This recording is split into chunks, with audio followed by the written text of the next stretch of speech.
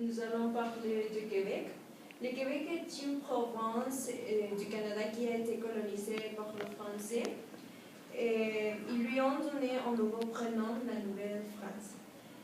Le Québec a joué un rôle très important dans les conflits entre la France et l'Angleterre. L'armée française a été défaite à la bataille des Plaines d'Abraham et aux portes de la ville du Québec.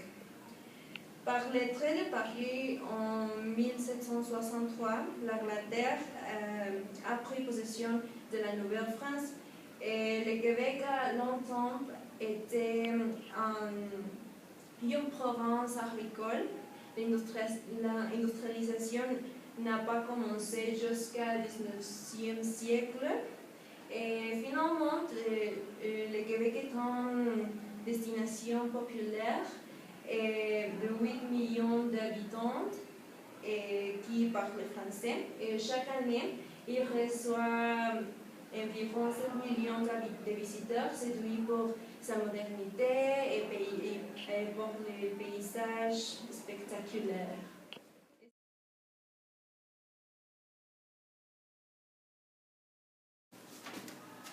Je vais parler de la poutine. La poutine, c'est un plat québécois qui constitué de fruits et de fromage, mais qui est couvert de sauce brunée. Son origine n'est pas connue précisément, mais il en existe beaucoup de variantes, comme différentes sauces, fromage, ajoute d'autres ingrédients, etc.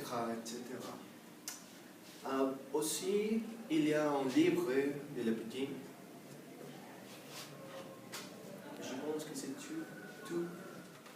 Pour aller au Québec, vous devez prendre un avion à Montréal parce qu'il n'y a pas de vol sans arrêt à Québec.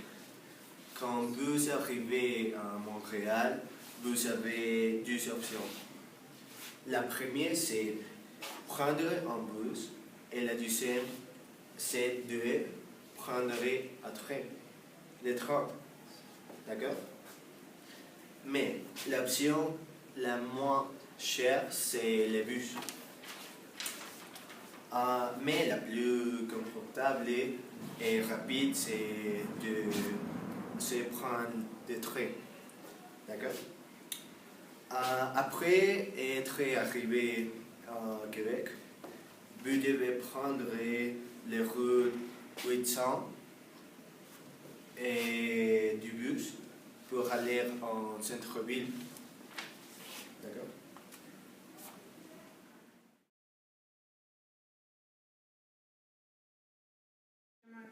Le château Frontenac est un seul point hôtel de Québec, situé dans le Vieux-Québec, surplombant les fleuves Saint-Laurent, depuis les marais de Farine.